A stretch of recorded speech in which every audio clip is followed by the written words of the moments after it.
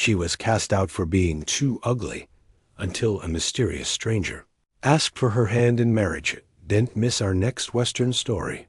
Subscribe now and hit the bell for more tales of redemption and love against all odds. Chapter 1. The Wooden Doors.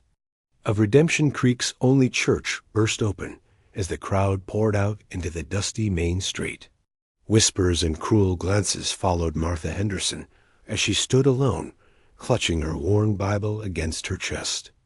The spring wind whipped her plain dress around her ankles, but it was the cold stares that made her shiver. "The council's decision is final," Mayor Wilkins announced, his voice carrying across the gathered townsfolk. "Martha Henderson, for reasons of public concern, you are no longer welcome in Redemption Creek.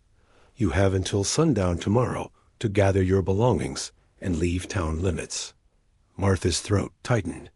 "On what grounds?" she asked, though she already knew the answer. Mayor's wife, Eliza Wilkins, stepped forward, her silk dress rustling with self-importance.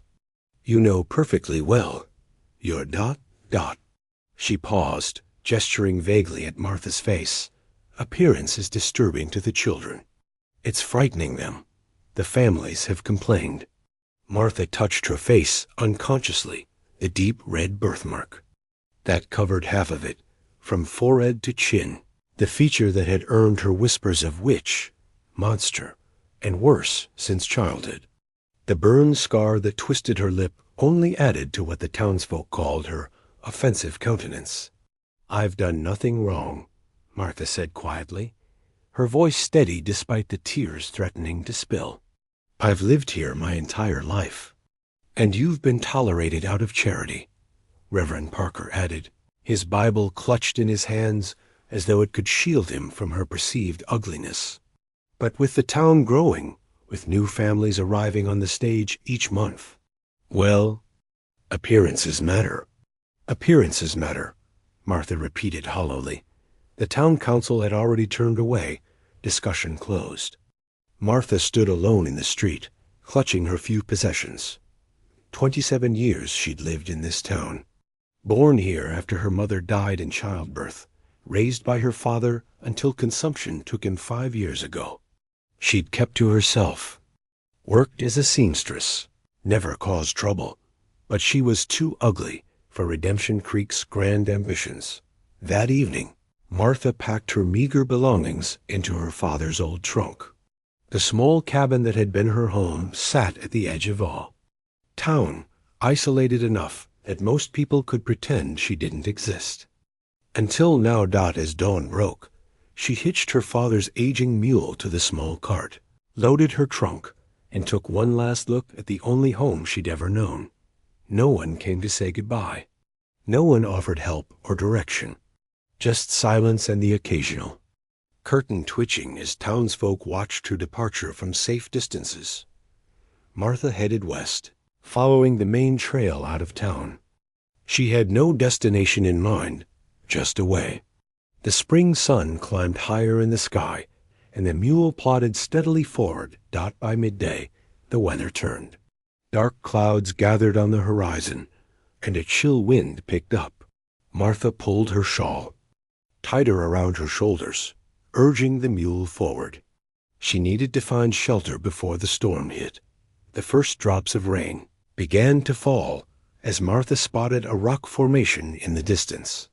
Perhaps there would be a cave or overhang where she could wait out the worst of the weather. She directed the mule toward it, but the animal had grown increasingly nervous as thunder rumbled overhead. Suddenly, a brilliant flash of lightning struck a nearby tree.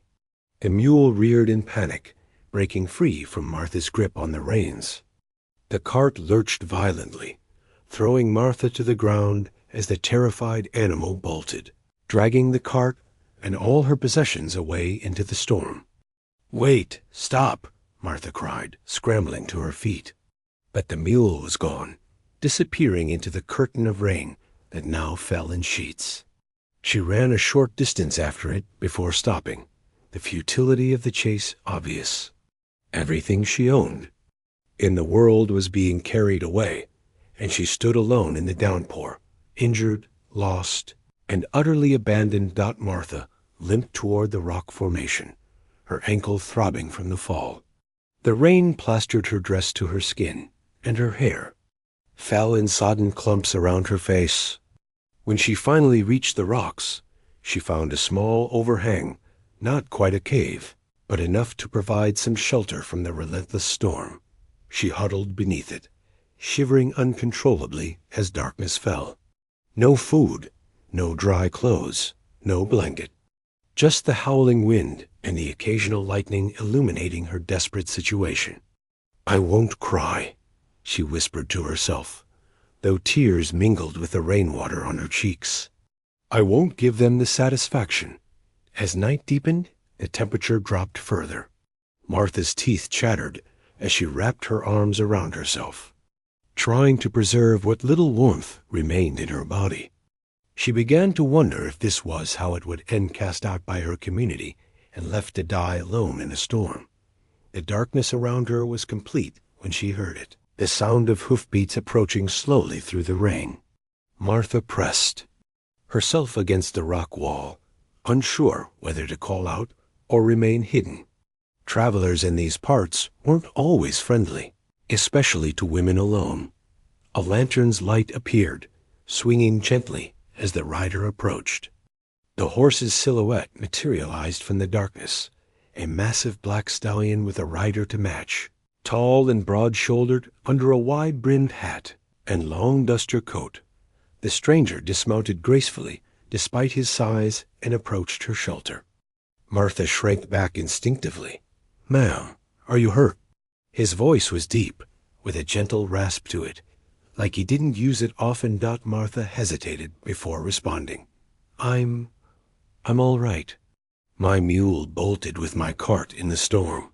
The lantern light moved closer, and Martha turned her face away by habit, showing only her unscarred profile.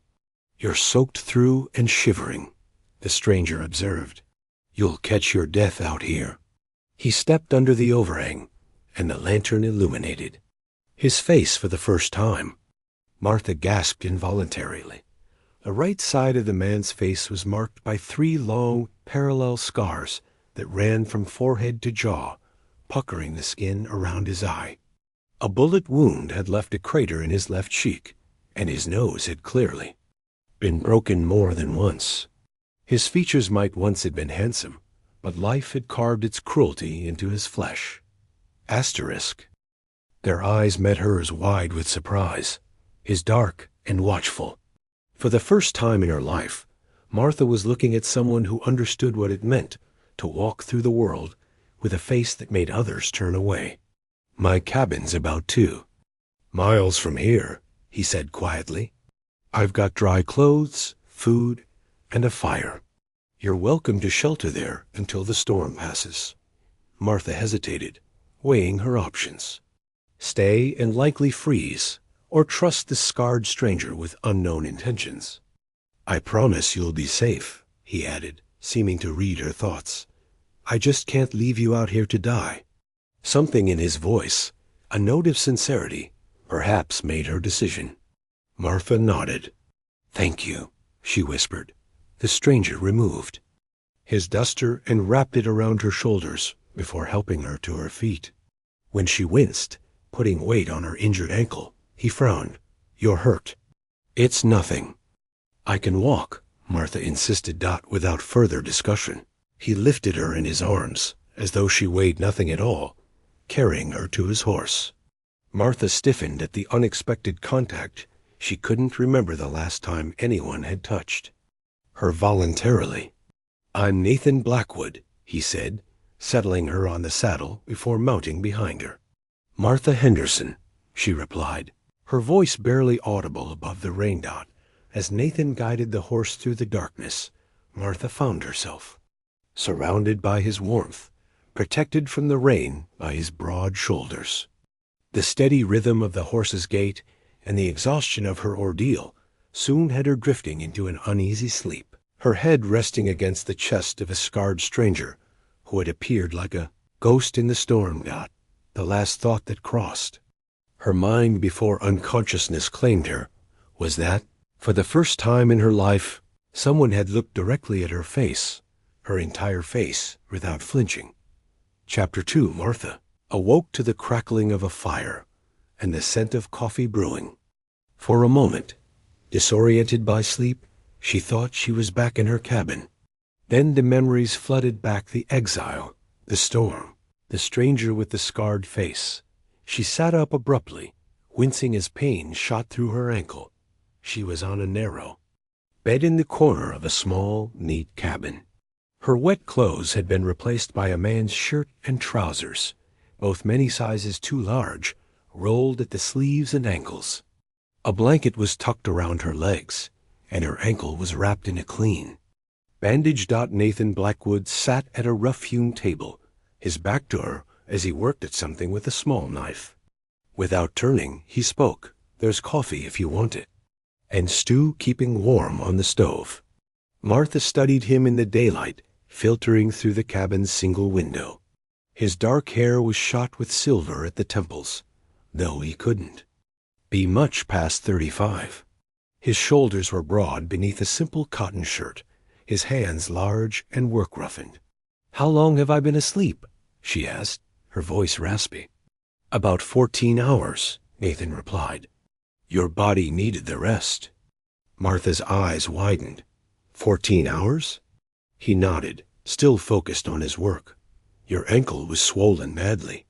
I wrapped it and put a poultice on it. Should help with the pain." Martha swung her legs carefully over the side of the bed, testing her weight on the injured ankle. It hurt, but the sharp pain had dulled to a persistent ache. "Thank you," she said softly, "for everything." Nathan finally turned to face her, and Martha had her first clear view of him in daylight. The scars were even more pronounced than she'd realized: 3 deep furrows that pulled his right eyebrow into a permanent arch and twisted the corner of his mouth slightly downward. The bullet wound in his left cheek created a hollow that shadowed when he moved his head. Yet his eyes were kind dark brown with flecks of gold, watchful but not cold. "Your clothes are drying by the fire," he said, gesturing to where her dress and undergarments hung on a line near the hearth. "Afraid they won't be ready for a while yet. The storm's still going strong." Martha glanced toward the window, seeing now that rain still lashed against the glass. The small cabin shuddered occasionally as wind gusted around it. "My cart ... All my things?" she murmured, remembering her loss. "I'll look for your mule once the weather clears," Nathan promised. Animals often circle back to where they last saw their owner. Martha nodded gratefully, though she didn't hold much hope. She eased herself up and limped to the table where Nathan had been working. Curious wooden figurines lined the surface: intricately carved animals and birds, each small enough to fit in the palm of her hand. "These are beautiful," she said, gently touching a tiny owl with wide, knowing eyes. Nathan shrugged, a hint of color touching his scarred cheeks. "Keeps my hands busy in the evenings." Martha lowered herself into the chair opposite him, careful to keep weight off her injured ankle. "You're very talented, Mr. Blackwood." "Nathan," he corrected, "just Nathan." An awkward silence fell between them, two people unaccustomed to company, especially each other's. "I should explain my situation," Martha finally said, feeling she owed him the truth after his kindness. "I don't want you thinking you've harbored a criminal." "Your business is your own," Nathan replied, but he set down his knife and wood, giving her his full attention. Martha took a deep breath. "I was exiled from Redemption Creek yesterday. The town council decided I was ... unsightly, said I was frightening the children and bad for business." She touched the birthmark on her face instinctively. "They gave me a day to leave. I had nowhere particular to go." Nathan's expression darkened, his scarred face tightening with barely controlled anger. "Redemption Creek," he repeated. "Sounds like they need to change the name." "They're not bad people, really," Martha found herself saying, though she wasn't sure why she was defending them. just afraid of anything different. Nathan stood abruptly, moving to the stove to ladle stew into a bowl. He set it before her with a hunk of bread. "Eat," he said simply. "You need your strength." Martha hadn't realized how hungry she was until the aroma of the rich stew reached her. She ate gratefully while Nathan poured coffee for them both. "What? About you?" she asked between mouthfuls. "Do you live out here alone?" Nathan nodded, sipping his coffee. "Going on 8 years now. By choice?" A ghost of a smile touched his lips. "Let's just say Redemption Creek isn't the only town with opinions about faces like ours." Martha studied him over the rim of her cup.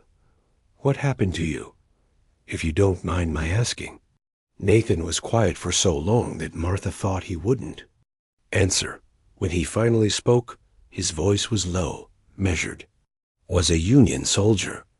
Got these," he gestured to the 3 claw-like scars, "from a Confederate with a bayonet at Gettysburg. The bullet hole was a gift from a Cheyenne brave after the war, when I was riding with the 7th Cavalry." His eyes grew distant. "Can't say I blame him. We did terrible things." He absently touched a smaller scar on his jaw. "The rest are just souvenirs from various disagreements over the years." Martha nodded, understanding more than she said.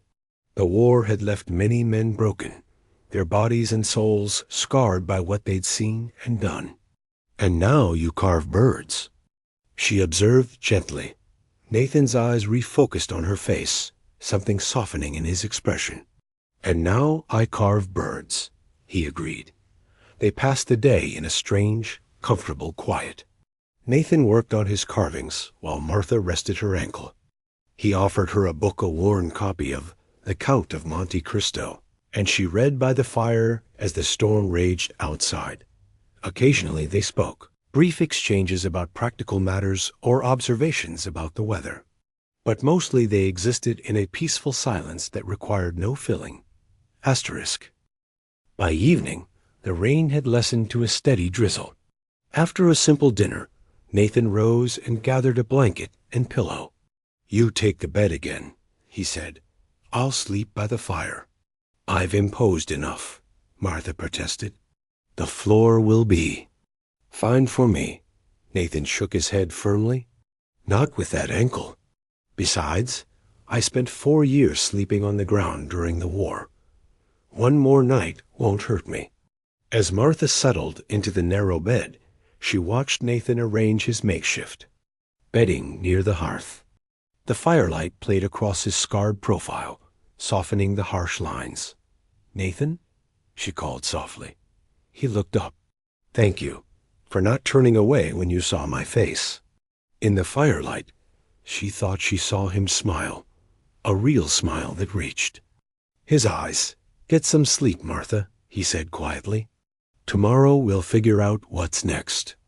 As Martha drifted off to sleep, she realized that for the first time in years, she had spent an entire day without once thinking about hiding her face. The next morning dawned clear and bright. Martha awoke to find the cabin empty, though the coffee pot was still warm on the stove. A note beside it read simply, "Gone to look for your mule. Back soon." She dressed in her now dry clothes and set about tidying the cabin, needing to feel useful. Her ankle felt much improved, though it still twinged when she put her full weight on it. Nathan returned mid-morning, leading not only her mule, but also her cart, seemingly intact. Martha hurried outside, relief washing over her. "You found them," she exclaimed. Nathan nodded, unhitching the mule from his horse. "About 3 miles south. Got tangled in some brush.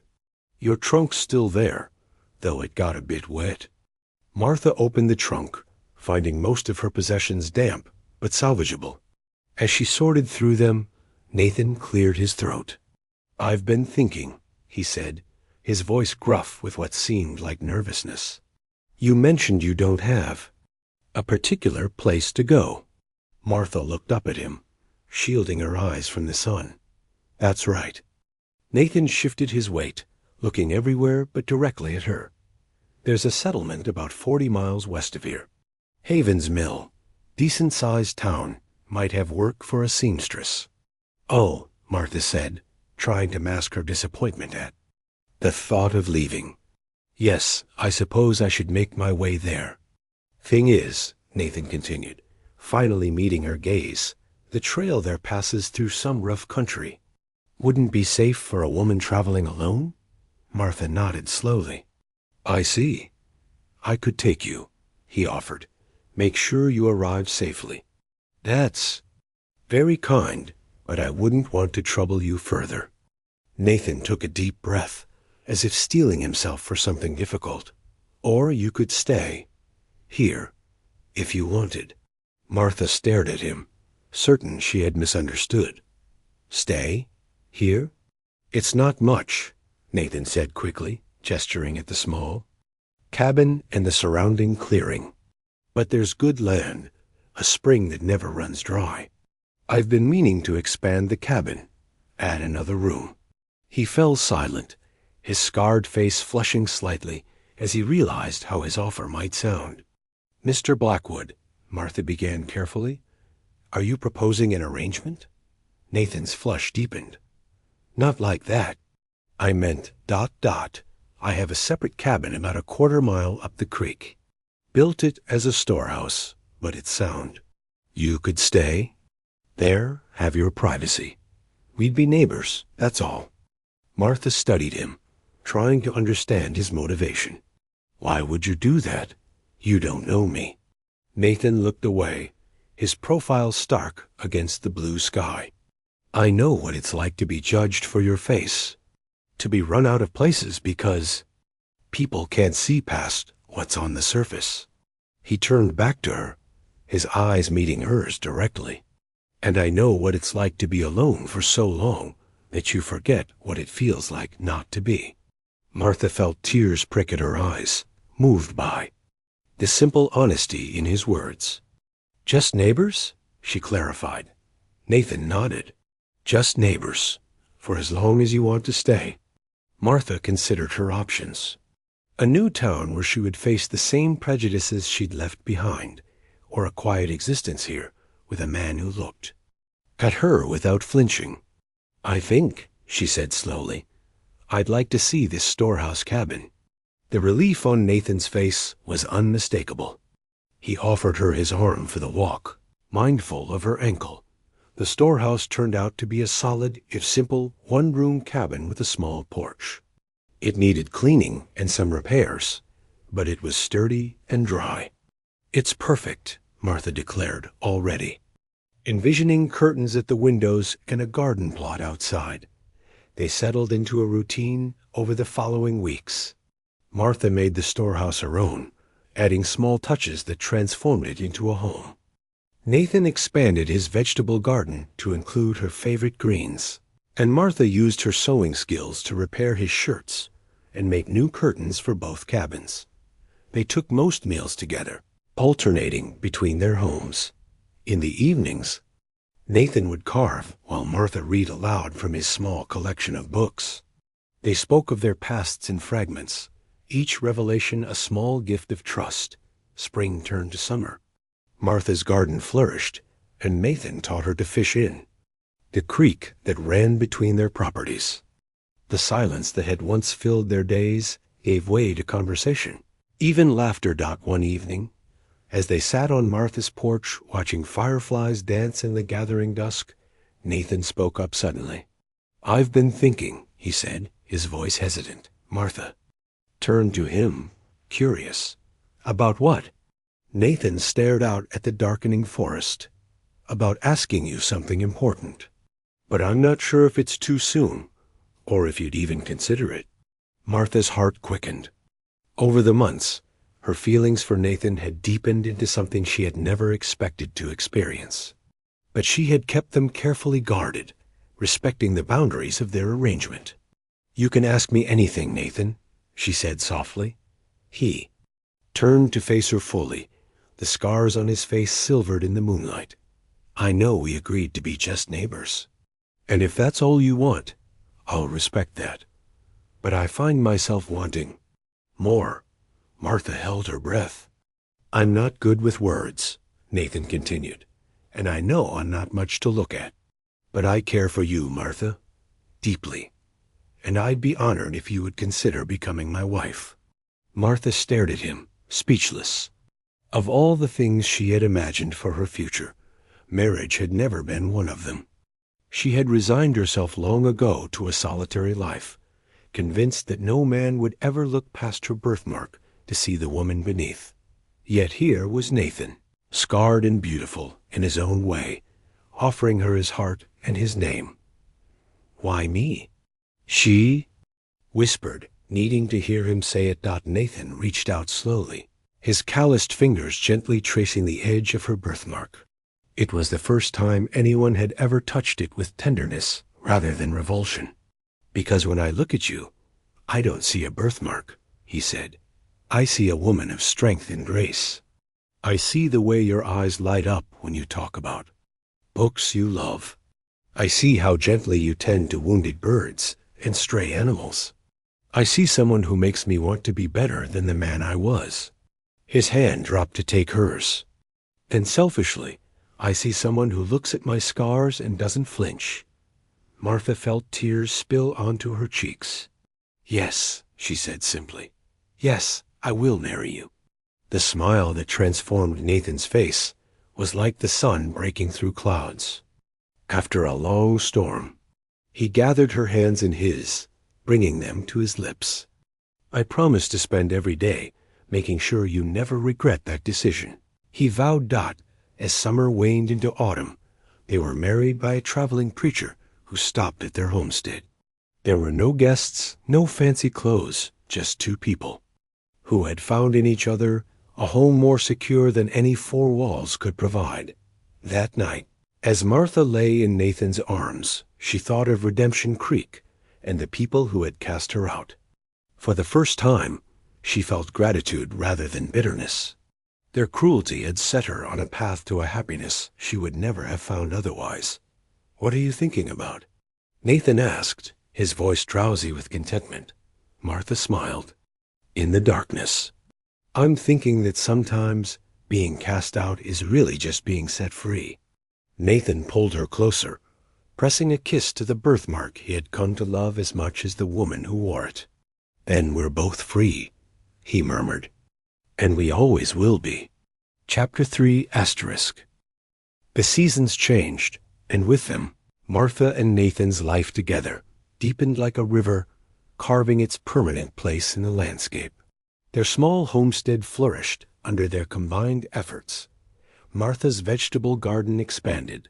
Nathan built a chicken coop, and they added a small corral for the mule and Nathan's horse. With winter approaching, they worked together to combine their two cabins into one larger home, connecting them with a covered breezeway that housed Nathan's woodworking tools and Martha's sewing supplies. Their quiet evenings were filled with the rhythmic sound of Nathan's carving knife and the soft whisper of fabric as Martha's needle created quilts and clothing.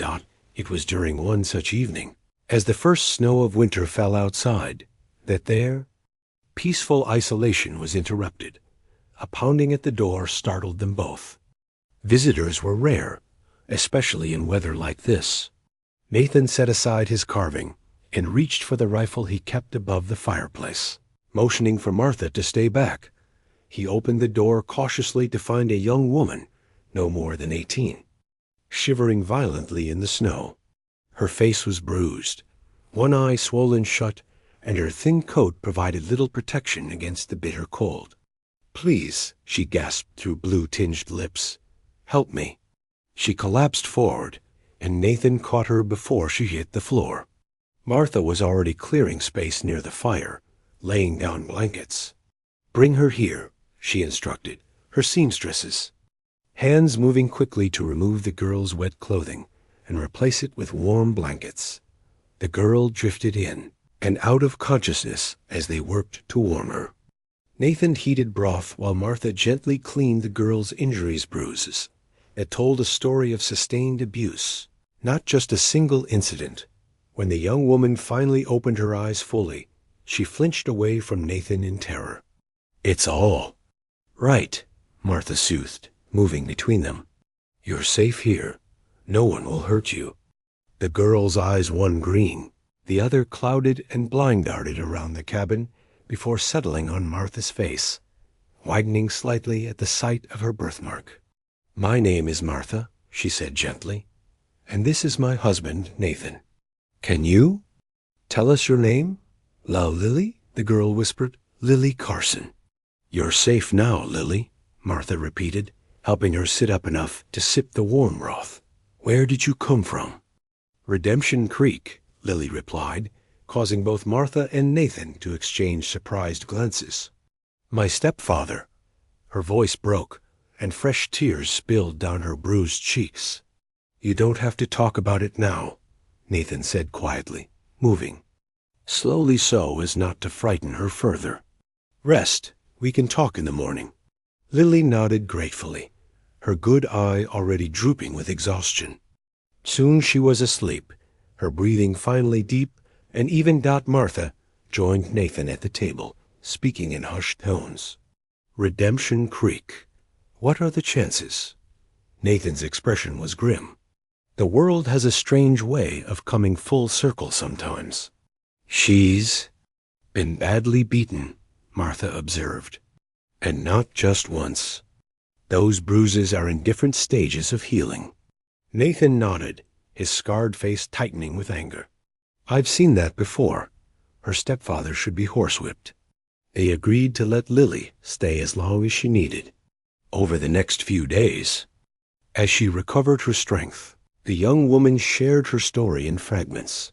Her mother had married Harold Carson, one of Redemption Creek's councilmen, 2 years earlier. At first, he had been kind, even charming. But after her mother died of fever last winter, his true nature emerged. The beating started small, a slap for a minor infraction, a shove for speaking out of turn. Then they escalated. He said my blind eye made me a burden, that no man would ever want me, Lily explained, her good eye fixed on the fire. He told everyone in town I was clumsy, always falling downstairs or walking into doors. And they believed him? Martha asked, though she already knew the answer. Lily nodded sadly. He's an important man in town, and people see what they want to see. Nathan's hands clenched into fists. Why didn't you leave sooner? Where would I go? I had no money, no family elsewhere, Lily replied. But then, she paused, seeming to gather her courage. Then I found out I'm with child, his child. Martha gasped, instinctively reaching for the girl's hand. He was furious when I told him, Lily continued. Said I was lying, and it must be someone else's. He beat me worse than ever and locked me in the cellar. Said he'd send me to an asylum where they'd take the baby and fix me so I couldn't have more. She looked up, her single good eye filled with fierce determination. I broke out that night, took what little food I could carry and ran. I've been walking for 3 days. I didn't know where I was going, just ... away. Martha and Nathan exchanged glances, a silent communication passing between them. You can stay here as long as you need, Martha assured her. We have plenty of room, and when the baby comes, we'll help you. Lily looked between them, her expression wary with the caution of someone unaccustomed to kindness. Why would you? Help me? You don't even know me.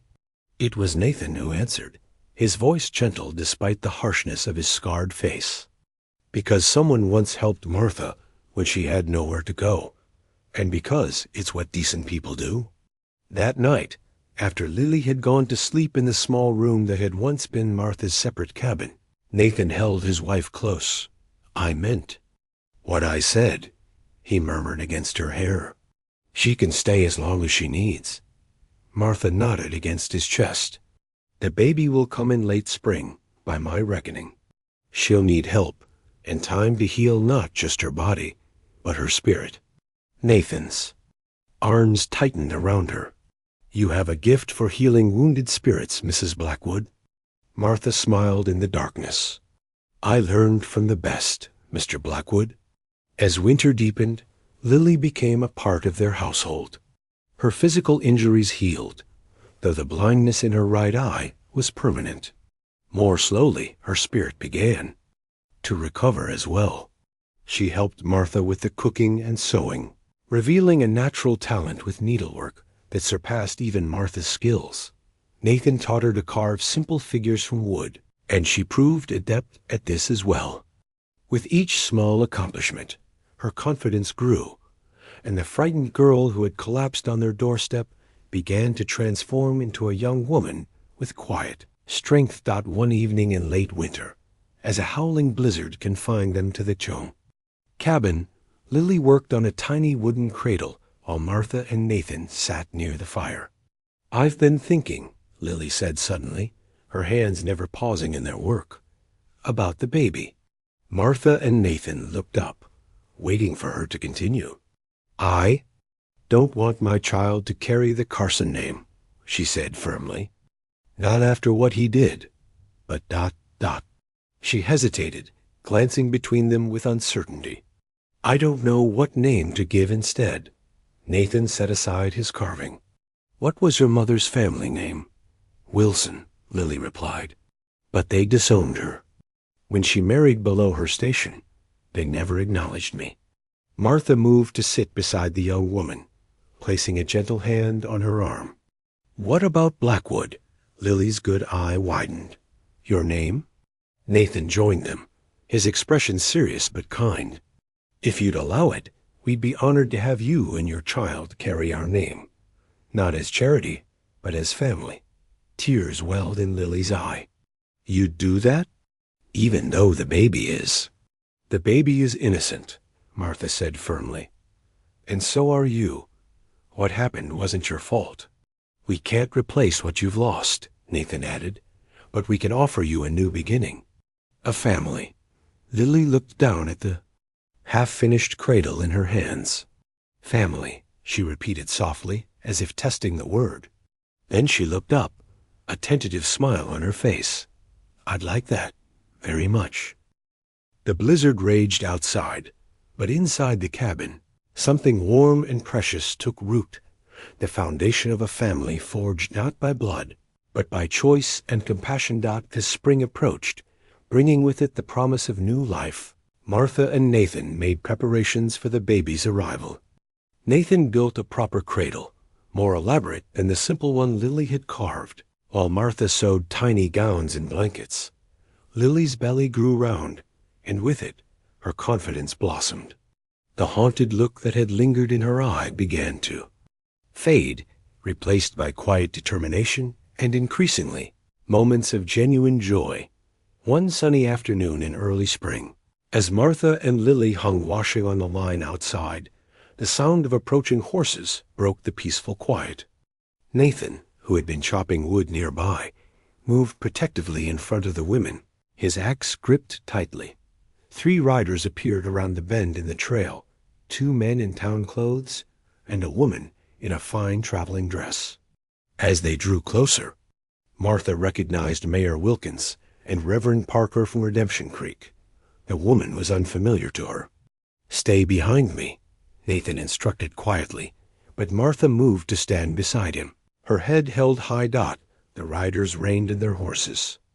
A respectful distance away, Mayor Wilkins removed his hat, his expression uncomfortable. "Mrs. Henderson," he began. "Mrs. Blackwood now," Martha corrected firmly. The mayor cleared his throat. "Mrs. Blackwood, then. We've come about the Carson girl. Her stepfather has been looking for her for months." Lily, who had been hidden partially behind Martha, gasped and stepped back in fear. "What business is that of yours?" Nathan demanded, his scarred face hardening. "Mr. Carson is concerned for his stepdaughter's welfare," Reverend Parker interjected smoothly. "He fears she may have been misled or taken advantage of in her delicate condition." "Delicate condition?" Martha repeated incredulously. "You mean the child his abuse forced upon her?" The third rider, the woman, looked sharply at the men beside her. "You didn't mention that part, Thomas." Mayor Wilkins shifted uncomfortably in his saddle.